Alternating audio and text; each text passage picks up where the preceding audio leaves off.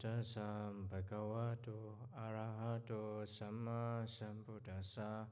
Namo tassa bhagavato arahato samma sambuddhassa. Namo tassa bhagavato arahato samma sambuddhassa.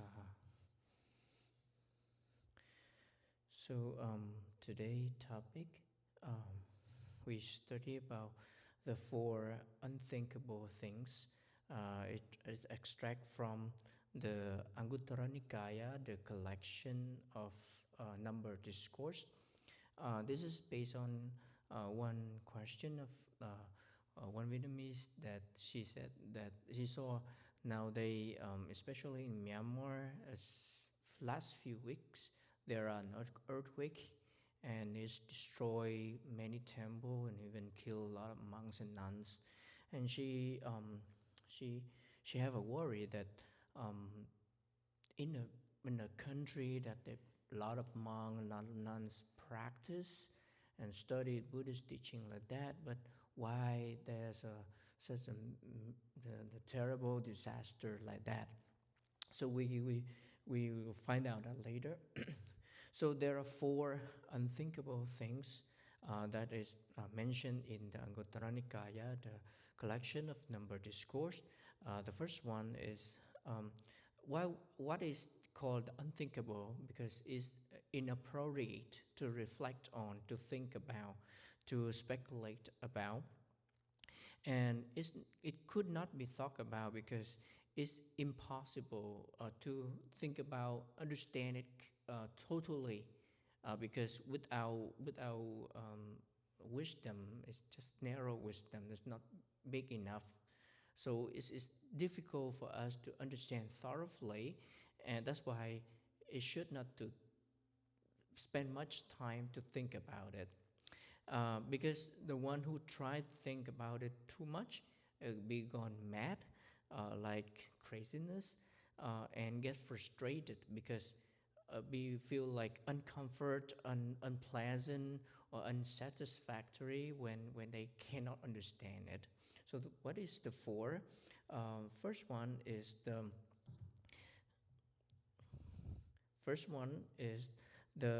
about the universe. Speculations about the word, the universe. Second one about the result of the karma, action. The third one is about the wisdom, the knowledge of the one who attained absorption jhana. And the last one is about the wisdom of the Buddha, the knowledge of the Buddha. So that is the four things. So I will go from the fourth one, the speculation about the word. So speculation about the words like thinking like who made the sun, who made the moon, who made the earth, who made the ocean, who creates sentient beings, or who made the mountain, or who made a tree like mango tree, coconut tree, etc.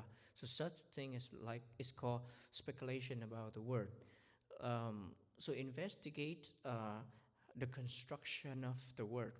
It is unthinkable and could not be thought about because those who try to think about it would go mad and get frustrated. So we see that nowadays modern science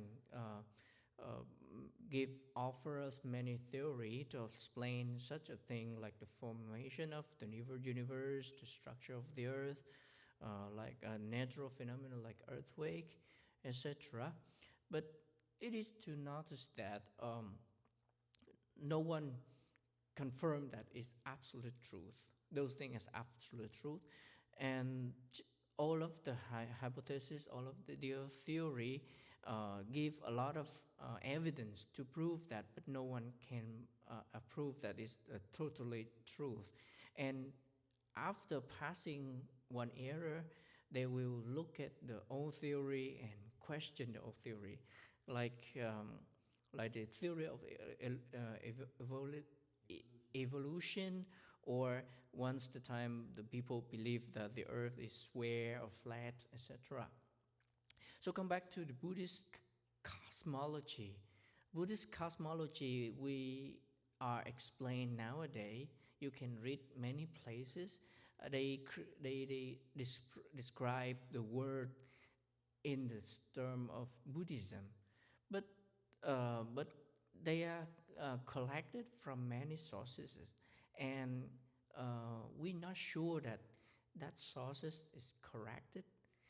As I always say, that not always the work written in Pali language is belong to the Buddha or near the Buddha time.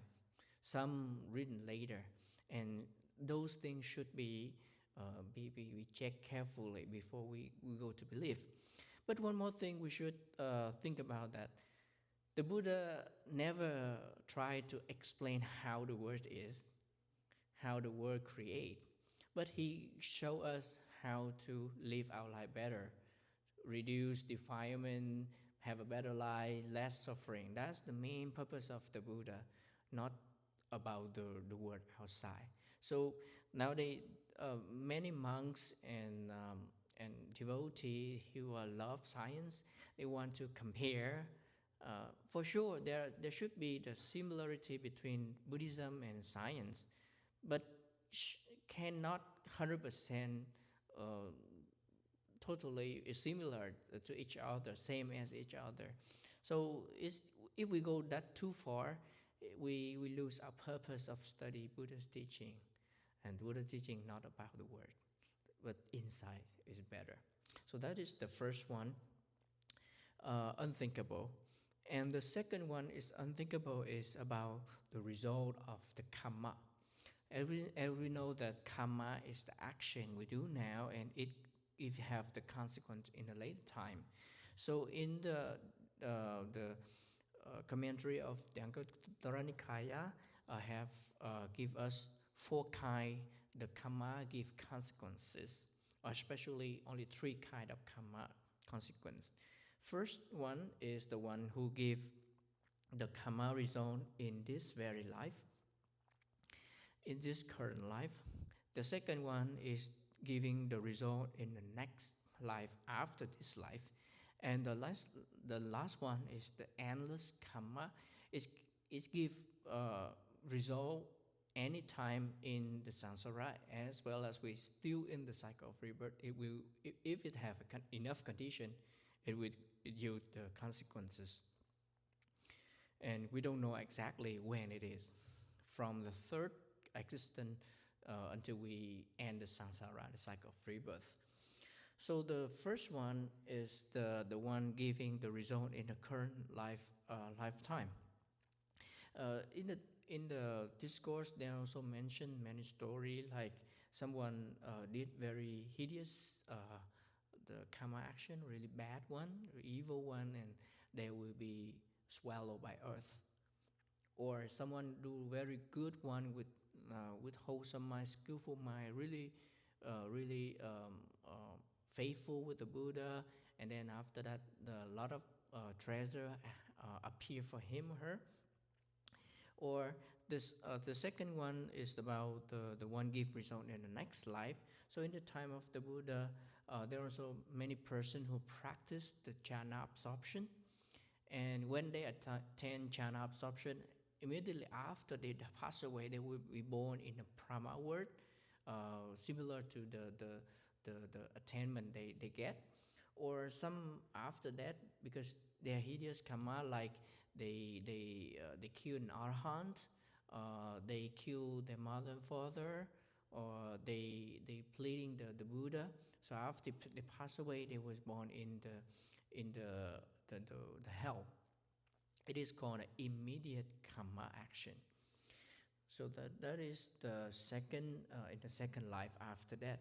And the last one is the one who give any time in the samsara, as well as we're still in the samsara, it will give the result. But among the three kind of karma, there are one we call ahosi karma. It means ineffective. So if the karma gonna yield the result, but it doesn't have a chance, it doesn't have enough condition to yield the result, it become ineffective. So it called ineffective karma. For example, if that person be born in a Brahma world, in the celestial world, So the evil karma that they did in the past, it gonna give result in that time. But there are no enough condition for them because they was born in the celestial world. So not enough condition for them. So that karma become ineffective. Vice versa with the one who born in hell.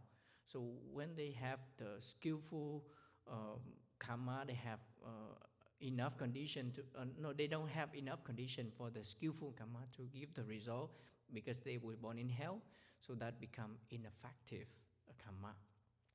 So when we know about the law of cause and effect of the karma and the consequence like that, when we see what happened in the world, even for us, what happened to us, we will feel like calm and peaceful, but not too frustrated, because we know that everything is karma and consequence. We don't know what we did in the past, in the samsara and cycle of rebirth, long time ago. What we did in the past, we don't know, and maybe it's the time when it come back with the question about the earthquake. Who knows what happened in the past, what they did in the past, or what we did in the past? Because even though the disaster happened, but some get away from it. Like last time, Augusta, we have the what do you call it? Augusta, we have last year hurricane. Some effect really terrible, but some not so much. So it depends on the karma we did in the past. It will affect our life in the present right now. So the one who try to understand the laws of cause and effect, they will have happy life because they accept the truth and try to do more and more skillful karma, and that skillful karma will get us to overcome, to destroy or prevent the condition for the bad karma to yield result.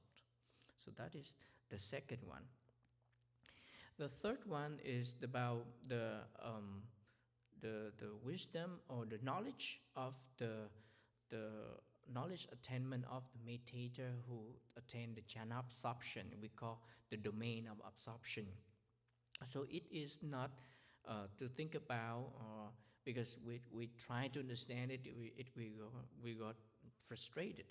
So there are 5 kind of high knowledge attainment mentioned for the one who attain jhana absorption, written in the Samyutta Nikaya, the collection of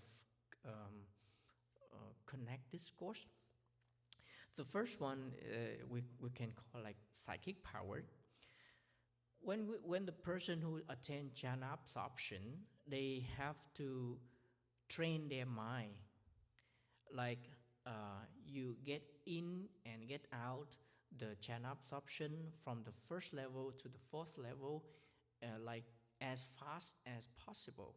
In, out, and up, down. So many times they have the process, and it's not that easy when one attend jhana absorption and they get psychic power. They have to train. There's another method, like in, out, up, down, like that, until the time that they can perform we call now the psychic power, like one becomes so many become one, or they fly in the sky, or immerse in the earth, like that. But like when they, for example, to explain, for them, the one who walk in the sky, for them everywhere everything become earth, so they can walk normally, even the air become the earth for them. So their mind should be fast enough to make everything become the earth for them. So vice versa with the one who walk on the water. So everything become earth for them. Or they dive into the earth, everything become water for them. But it is not easy to practice like that. The one should have master the jhana absorption to do the psychic power. That's the first one. The second one is we call the divine ear. So one can hear any kind of sound in this human world or in the celestial world. here, near and far. The third one is the capability to understand the mind of other person. When we normally we can guess the mind of other person, what people think about. But this kind of person, when we have the power of jhana absorption, they can know exactly. They have the mind of desire, they have the mind of angry, they have the mind obstructed by sloth and torpor, by drowsiness, etc. No, exactly. Um, Not talk about the one who attend jhana absorption, but just the one who practice meditation, but their mind is calm enough, they can know. They can know. We heard a lot of story in Myanmar in the meditation center, that the person who practice meditation, that their mind calm enough, they can know what other thing in their mind. So for sure that the person who attend jhana absorption with that power, they can know exactly. And the fourth one, we talk about um, the the the knowledge that can recollect many kinds of our own past life. Um, Remember one life, two life, 100 life, many eon life. How we do in the past, what we have name, how we live, how we happy, how we suffer, how we die, and after that we born in a which existence anywhere in the cycle of rebirth. So that kind of knowledge, the Buddha, before he become the Buddha, the Bodhisattva at the night before he become a Buddha, he also attained this knowledge to remember all his past life. The fifth one is the capability to recollect the life of other beings. We call the divine eyes. They see the life of other beings in the past life, how they do in the past life, like unskillful, and because of that unskillful thinking, because of wrong view, they perform action with that wrong view, with unskillful doing, and because of that unskillful doing, they get the result, and it was born in a bad state, like hell, like animal, etc. And after that, they was born in another place. Vice versa with the person who do a lot of good deed, and then because of that good deed, they pass away. They was born in a happy place, like the human world or the celestial world. So that is the capability of the person who attend jhana absorption, can see the past life of other human being. And this one also, the Buddha, before he become a Buddha, in the night of enlightenment, he attained that kind of knowledge to see the life of other beings. So that is with five knowledge of the person who attend jhana absorption, and it's kind of difficult for us to think about that. And the last one is the domain of understanding of the Buddhas. So it's about the alignment quality of the Buddha, or the ability of the omniscient knowledge. So the Buddha is called omniscient. It means that he can know everything. Not he can do everything, but he can know everything. And it's hard for us to understand how he can know everything like that. So I take a simile written in the book called The Question of King Milanda, but it also included in the Khuddaka Nikaya. So he have an example, just like a bamboo tree with spreading large and wide, and the entanglement of the leaves and the branches, they intertwine each other. When we cut that bamboo tree, the whole bunch of them, and we try to pull that bamboo tree, it's really heavy and it's slowly to drag it. because the entanglement too much, right? So it's similar to the one who have a lot of angry, have a lot of who are greedy, angry, who are deluded, who had a lot of defilement. So their mind is called stagnant, slowly compared to the one who have less defilement. So for the noble person, start from first level up to fourth level arahant. So they are cut some branches, some leaf, that the bamboo tree is smoother and easier to track. But up to another level, that is the level of the one we call Pacceka Buddha. It is the independent Buddha. So that Buddha, he practiced by himself, but he have not capable to teach other person. We call independent Buddha. So that independent Buddha and the enlightenment, total enlightenment Buddha, like omniscient Buddha, they are also different in the way of wisdom and knowledge. So there is another example, just like a man who can cross the river easily because within his domain, because that river within his domain, he do it many times. Even day or night, he can cross that river easily. But when he go to the ocean, which is deep, vast, and cannot see the bottom of the ocean or cannot see the other shore, he might be afraid to cross the ocean.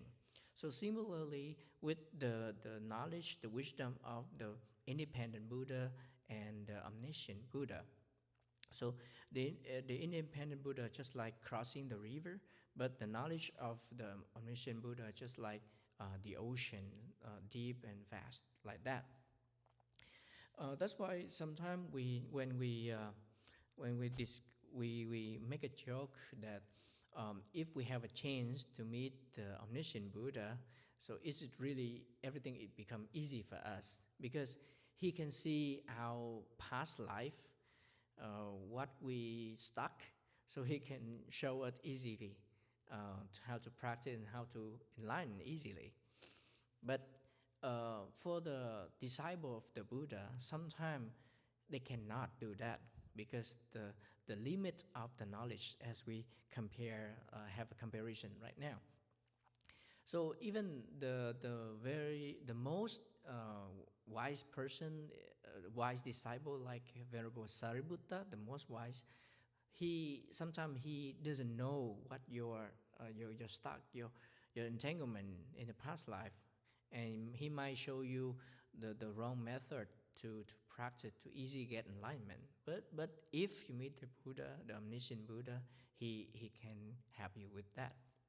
So that is the difference between the total enlightenment Buddha or omniscient Buddha with the dependent Buddha or with the other disciple who also attend the Arahant or the noble person. So now, because it requires the time for the practice, all of the person who want to become enlightenment or the Buddha, mean enlightenment, even the Arahant, they have to practice for a long time. We call perfection. So practice until everything perfect. And it takes a lot of time for them. In the commentary, it mentioned that the disciple, the great disciple, they have to practice like 1 asankheya and 100,000 kappa. Kappa, the word kappa referred to the cycle of one earth. Yes? Is it the same as Kappa, yeah, is Kappa. Yeah. So that word referred to the whole cycle of one earth. So take a long time. And what asankheya is a measurement that there are example. That most of the time they translate as eon. Okay, a really long time. So for the disciple, 1 asankheya and 100,000 kappa. And for the independent Buddha, 2 Asankhya and 1,000 Kappa. And for the omniscient Buddha, 4, 8, or 16 Asankhya and 100,000 Kappa. So 4, 8, or 16, it depends on how their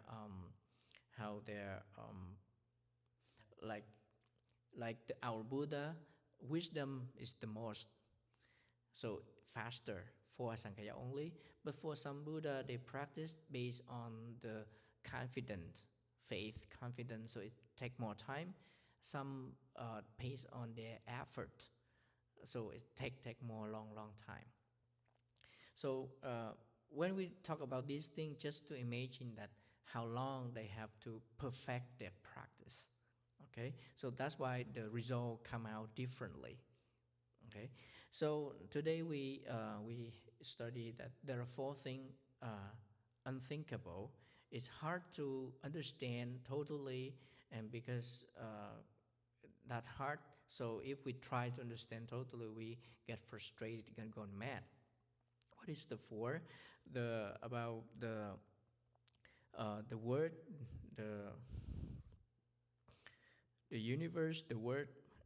The second one is about the karma, the result of the karma. Third one is about the knowledge of the one who attained jhana absorption. The fourth one is about the knowledge of the omniscient Buddha.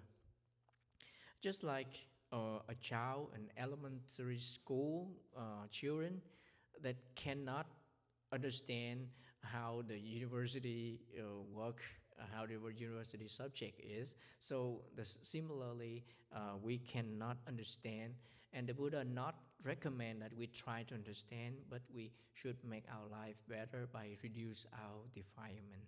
So thank you for your listening.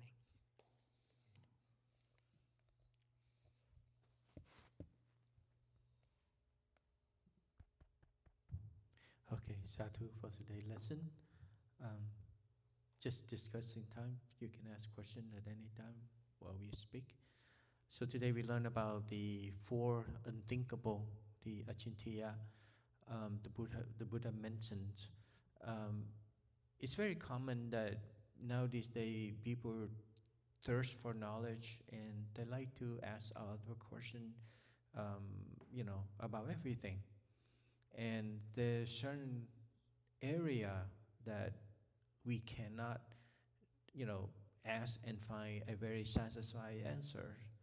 And some of the question that is not very relevant to the practice of the teaching of the Buddha. As you know, that the main focus, practice the teaching of the Buddha is to be liberated from the physical and mental suffering. That's the main purpose, to end the cycle of rebirth.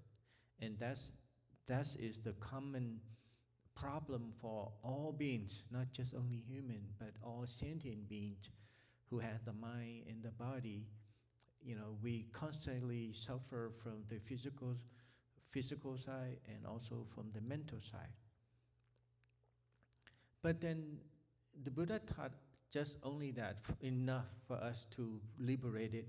But then again, out of curiosity, out of thirst of knowledge, for whatever purpose, some people want to know so they can express it to others, to show how much they know. Some ponder about the world. And the Buddha is saying that if you are to think about it, to really truly find the answer or the knowledge, you probably die before you ever find the answer, or you probably go mad, go crazy, you will ever find the answer. For example, he mentioned about question about how the world, the universe formed, created. Who create the moon, who create the sun, who create the tree, who create this and that. They want to know. And the Buddha is saying that right now, what is your problem? Your problem right now is the physical suffering and the mental suffering. Every day we face this. If you acknowledge this is the problem, then I will show you how to be liberated from these. But if you are to know about, how the universe created or from, then you probably die before you will find the answer. And that's not his purpose of spreading the teaching. But why is it that the Buddha not encourage us to go find this answer? Because right now it's not relevant to our problem. And even if the Buddha himself sit and teach you for days, months, or years, without enough knowledge, wisdom, you won't be able to comprehend what he said. And you probably get your head blown up, your mind blown up, because you can't understand it. Because with the very limited or no knowledge at all, wisdom, you can't comprehend it. And the Buddha is saying that with that is usually, why not just apply into the practice, build up your insight, build up your wisdom, and eventually, bit by bit, everything will unfold itself. It's not that the Buddha tried to withhold information. It's that he's saying that you don't have the capability to understand at this moment. It would be the same. He mentioned it like a kid tried to understand what it's like to be in the, life in the university, what we learn, what we practice. For example, as you know, there's college, university math called calculus. Whoever had calculus, or derivative calculus, how is this like, that kind of math, how it's like. But imagine for a first grader, second grader, just only barely learn how to do addition, multiplication, try to understand calculus. You won't ever understand it until you get all the way up to college to understand this kind of math. And imagine if that kid tried to figure out what it is, how is it going to apply, how we resolve this problem, then this kid probably go crazy. But then again, knowledge build up. You have to go from one level to 2, 3 level, all the way up to college level to understand how to work on calculus math and how it applies. So the same way like that. So let's not get too ahead of us. Right now, focus on the current problem every one of us that we face, the physical, mental suffering, how to have a true happiness. That's what the main purpose of the Buddha teaching. So the question about the world, how the world created, that's one of those questions that you're not ready to find out until you get the information. Or how the karma, the result of the karma bear the fruit. We all know that karma is the action that people committed, but we know that for every action there's a result, there's a consequence. And we're trying to find out that how it's going to work, how the karma, how the action bear the result, when and how severity, the level of severity that it bears the result. Well, karma is a very complex. With our limited knowledge, we cannot understand exactly how it bears the fruit and when it's going to bear the fruit. Only the Buddha, with his knowledge, with his wisdom, which is the know-it-all, he understands. But if he tries to explain it to you with your limited knowledge, you won't comprehend it. So this kind of question that the Buddha not encourage or try to find the answer yet.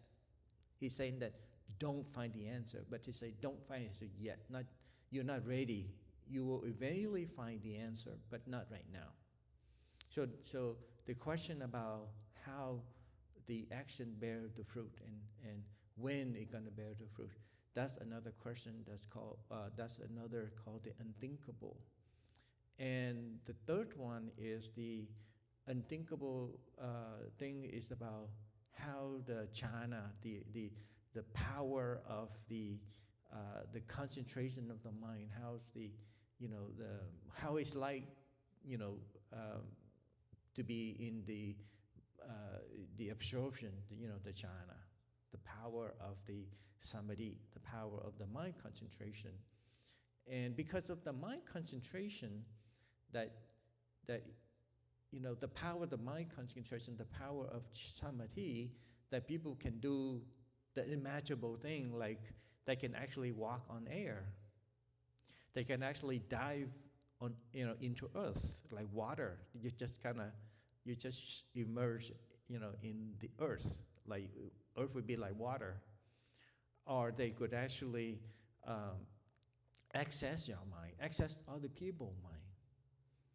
That kind of thing that it seems so unbelievable, but it can be done, is because of the power of the samadhi.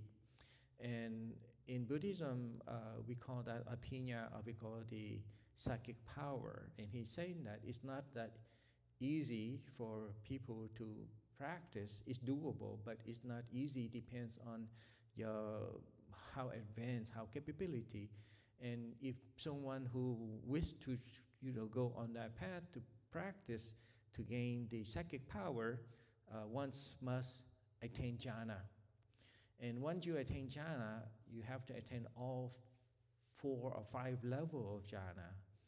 And you got to do it like instantaneously, very quick, like enter and leave jhana, enter to jhana. If you want to enter the first jhana, you will do it instantaneously, like very, very quickly enter the jhana, and then you emerge, and then you enter the second jhana, and then emerge, and then you enter the fourth and the fifth, in and out, 1 to 2, 2 to 3, 3 to 4, and then from 5 go to 1.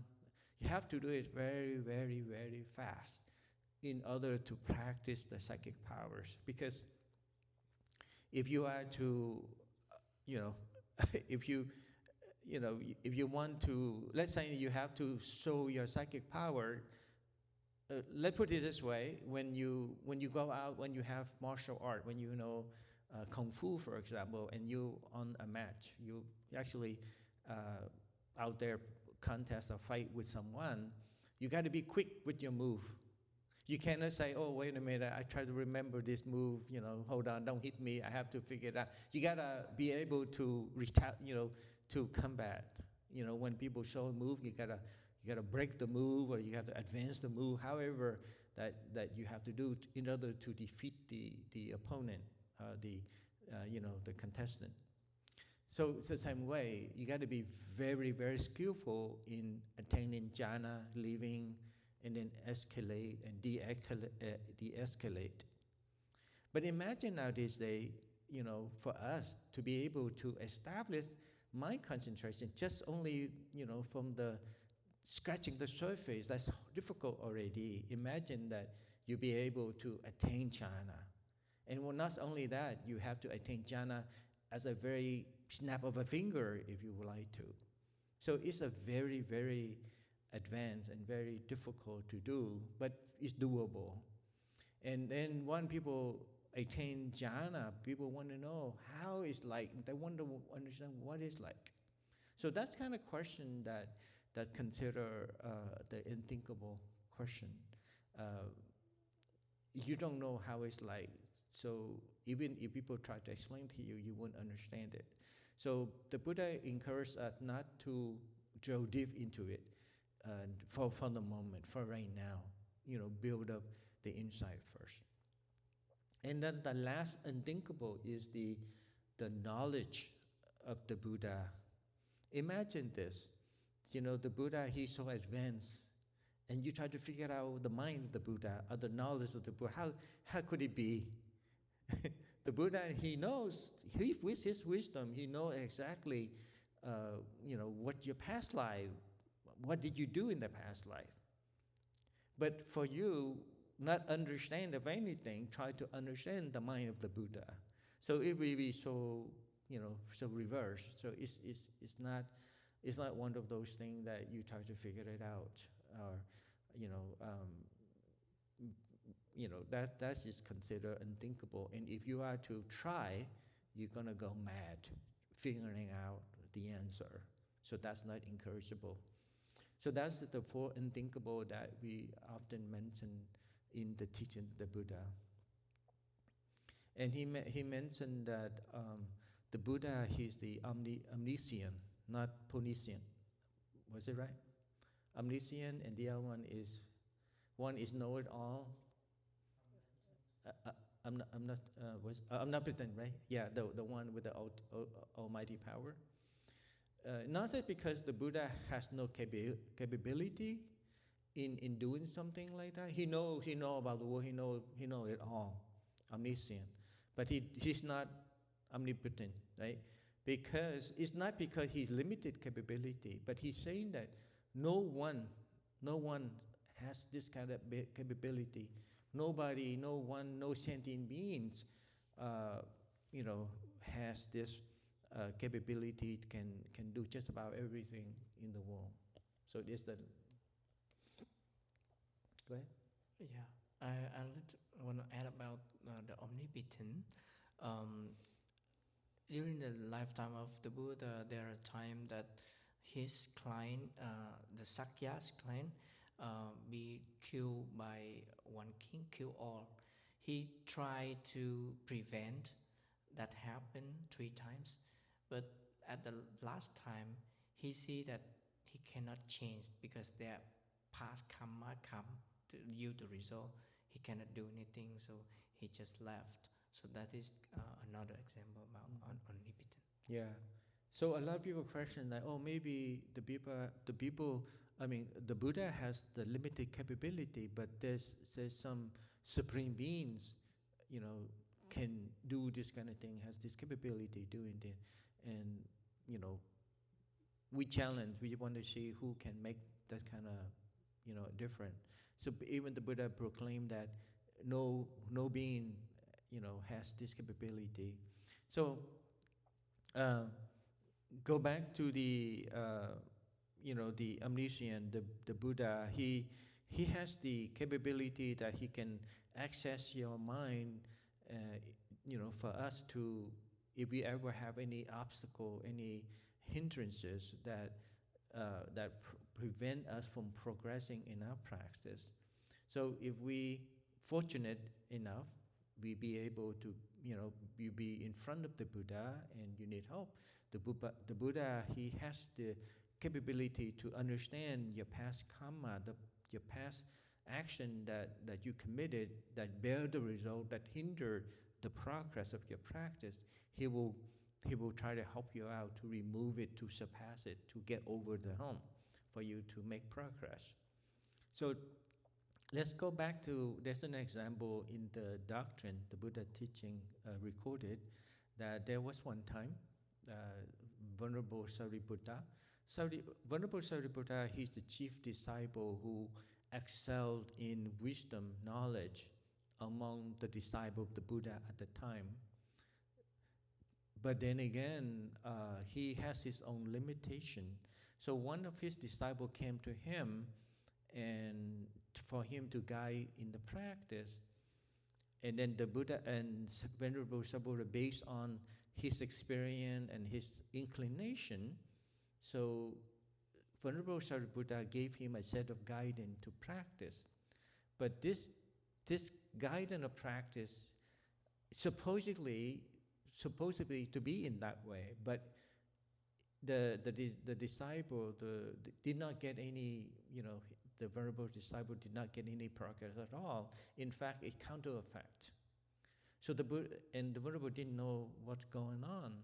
So the Buddha came and noticed his problem in the past. So the Buddha changed the object of meditation for this person, and eventually he overcome his obstacle and attained arahantship. You want to say something? Yeah, the Venerable Sariputta gave the object of meditation on asubha, in the impurity of the body. But that monk, he used to be in a very past life, he used to be the person who walked with silver and gold, like make a jewelry with silver and gold. So he really wants something like beautiful things. So it's like against his past experience. So the Buddha gave another object. He gave him a cloth, a beautiful cloth, and walk on that cloth. From the good, beautiful cloth, it become dirty, and he can reflect on that easier. Yeah. So there you go. Even a very excellent disciple pertaining to the wisdom during the Buddha time, still not compared to the Buddha himself, because of course he's the teacher, so he excelled all of his disciple, so he know exactly what's going on to this person, because he can access this person's mind. He knew that this person has this problem, so he gave perfect direction, and that's how he got overcome. So that's the beauty of the the knowledge all, with the know it all, like that, to help. But then again, it's not so easy for us to be there, at the side of the Buddha, to meet the Buddha, to be able to get help. Um, you have to work on your conduct. For those who be able to be born and meet the Buddha, that person need to practice. He has to practice on his moral conduct in order to be able to have the opportunity to meet the Buddha with all the quality, all the goodness, the merit, the punya that you accumulated, that condition for you to be in front of the Buddha. So that is the good moral conduct. But to be able to get enlightened from the Buddha teaching on the spot as he guide you, you got to have some level of wisdom. A lot of people back then during the Buddha time had the opportunity to meet the Buddha and listen to the Buddha teaching, but they couldn't get enlightened because of their basic knowledge or wisdom that be ready to ripen the fruit, for that to happen. And some people who have wisdom, who have the knowledge, to have the knowledge, but they don't have good moral conduct, they won't be able to meet the Buddha. So that's a problem. They're ready to understand, they are ready for the teaching to be enlightened, but they somehow they have no opportunity to see the Buddha, to meet the Buddha in person. So there you go. You have to have two things be ready: good moral conduct and also some basic knowledge. If once is off, thing won't happen, So this person who has good basic knowledge, but his moral conduct is not good enough, so he won't be able to see the Buddha. The one who was able to see the Buddha in person, but he doesn't have enough knowledge, basic knowledge, so he listened to the Buddha teaching all day for the very long time, but he won't be able, he couldn't get enlightened. But that doesn't mean that he won't ever get enlightened. Maybe in the future, in the next life or so, he continued to practice and then he might get enlightened, not directly from the mouth of the Buddha, but from the teaching in other years, because the time not ready yet. So there you go. It's not easy, to meet the Buddha, and not easy to get enlightened, even you in front of the Buddha. Yeah. And as you can see, as you can learn that there's many Buddha come to appear in this world, and not just only one. That's like one term after the other, just like the president. At the end of the era, that person no longer be president, and the new president will come, right? So, one after the other appear in this world. In this particular earth, or the globe, there exists 5 Buddhas, okay? And so far, we have 4, including the Gautama Buddha. He's the 4th one. And there's a next one coming before this earth is disintegrated. So we still have one more chance. But as you know, we mentioned about kappa right here, the lifespan of the earth, the globe. So the earth is disintegrated disintegrate, and then eventually it reform again to the new world, the new earth, and it will sustain for a very, very long time. So whenever that new earth sustain it, sometimes there's the Buddha appear on this earth, and sometimes there's no Buddha at all.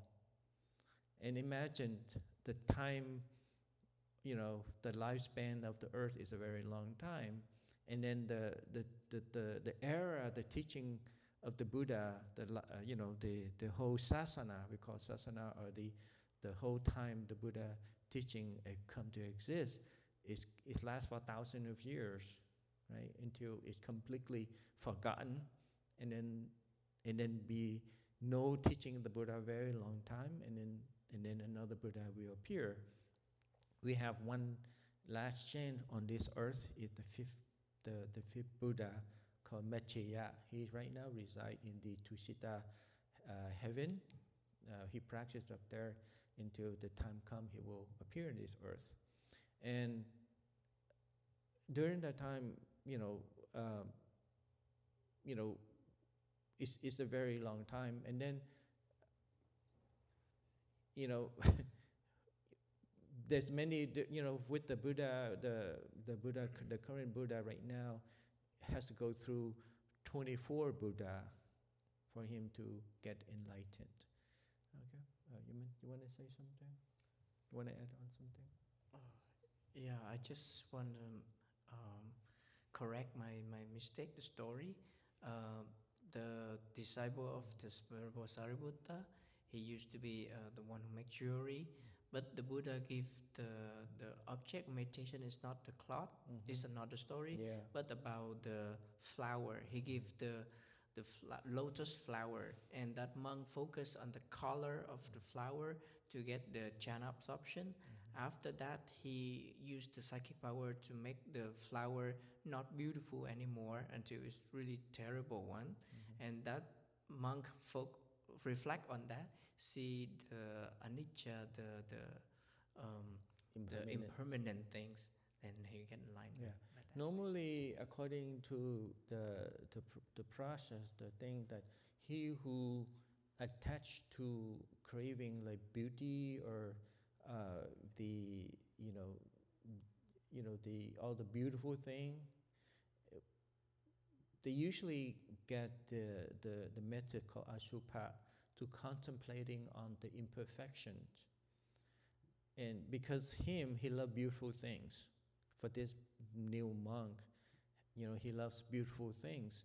And he who attached to all that beauty, the beautiful, a lot of craving, more likely that he will give guidance to practice asubha, to contemplating on the imperfection. So that's why Venerable Sariputta followed the procedure, so gave him, the instruction to reflect it on asubha. But he did not get any progress. It's counter effect, for his practice. So the Buddha noticed that in his previous life, he was a jeweler. He made beautiful jewelries, right? And that's why the Buddha gave him, the beautiful object for him to contemplate it on.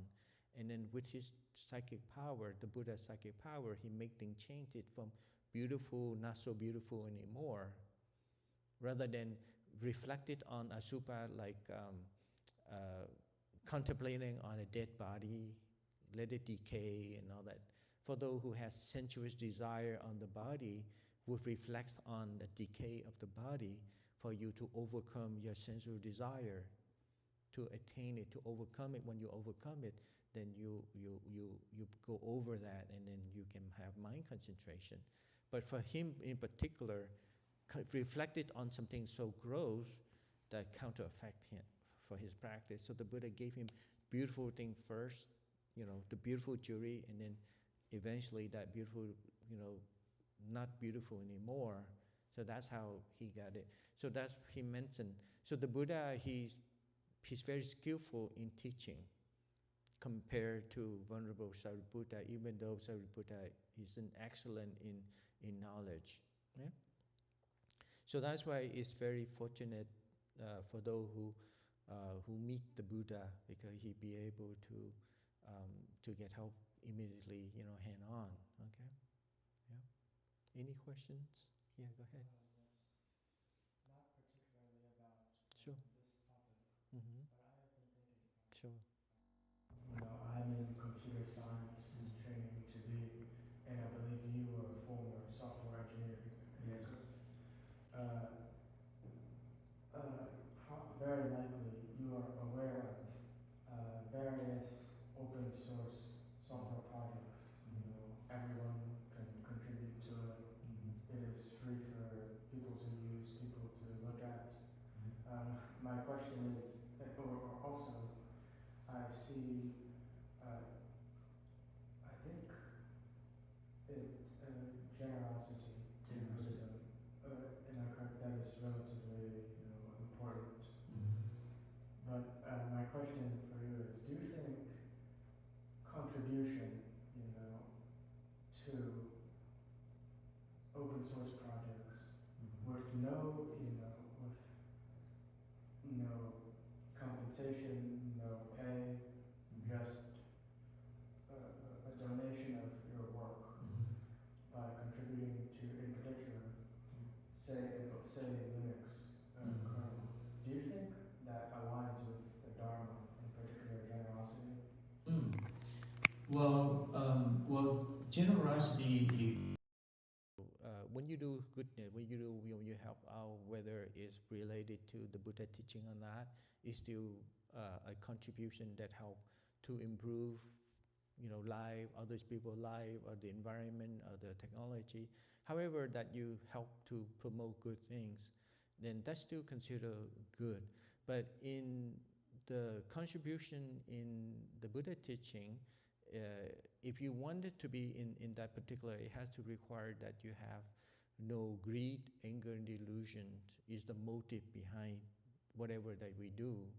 See, a lot of people out there, they do generosity, they do charity, but behind the scene, they want fame. They may not need money, but they need fame, or they need acknowledgement, or they need something in return, right? So that's considered greed, but still it help out in some respect. But because we have some expectation behind it, there's greed. If there is greed is the motive that driving the action, then more likely that suffering will follow. But if you do something in generosity without greed, anger, delusion as the motive, then there won't be any suffering follow. Because let's say that when you make a donation, when you see someone out there need help, need food, right? So out of your compassion, you just give food to this person, because out of your compassion and out of your generosity, with nothing attached, there's no fame. So if this person appreciates it or not, it wouldn't affect you. Or people do not know that you're doing good thing like this. Nobody knew. Then no fame involved, then you won't be affected. So it depends. But in the Buddhist perspective, there should be no greed, anger, and delusion involved. So if you are to go out there and you do some work, you help out without getting paid, there's still some benefits come along. First, think about it. You contribute your effort into making a better society. Secondly, you also gain the knowledge, the experience from that. So in a way, there's still benefit for both sides. So the Buddha teaches us that whatever you do, it should be a win-win situation, not a win-lose, right? So you give your time, because you give your time and your knowledge out. You gain more knowledge back. That's a win, and also help others, advance in the technology. So it's still okay. If you need money, then you need to find another job to make money. But in this case, money is not an issue right now. The knowledge, the experience that you need to gain, right? So even if you don't get paid, you still get paid by getting the experience. and the knowledge doing it. And if anything else, then you think that, oh, with this contribution, you can advance, technology can advance, right? Yeah. So is that the question answer you're looking for? Yes, thank you. Yeah. It's just you feel the intention Mm. of your really matters. Yeah. So in just remember it's something that you need to keep in mind whenever you mention about the Buddhist perspective, Buddhist thing, Buddhist thing that we do relevant to Buddhism. There should not be greed, anger, delusion as the motive. Always check your mind that. And if you don't have this kind of three motives, then you're well off in the Buddhist perspective. Yeah? Like a lot of people saying that, oh, I took a project to build a temple. Would there be any merit for me doing that? Well, depends. If you make money, if you go here to do the work because of the money, then there won't be any merit, because that's a trade, right? That's okay, I do the work, whether you Buddhist or not, church or whatever, I do for the money. But if you do this out of thinking that, oh, the temple is the place when people go and learn the teaching of the Buddha, bring a lot of benefit to them for themselves, and in return, I'm the contributor to this whole thing. So yeah, that's the merit. You don't do for the money. You do it for the goodness, a place that people learn to teach the Buddha to improve their life. So there's no greed involved. And whether people will acknowledge and glorify your effort or not, you wouldn't mind. So there is no fame or anything that involved. You just do out of your goodness. Okay? Some people do it because they want to be glorified. That's different. Okay? Yeah. Okay. So I think time's up.